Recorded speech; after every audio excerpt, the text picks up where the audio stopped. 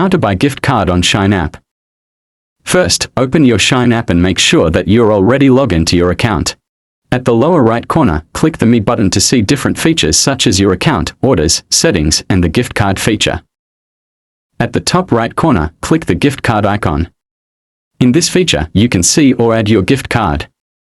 But if you don't have it yet, don't worry because you can buy your own gift cards here and you can send it to someone for the discounts.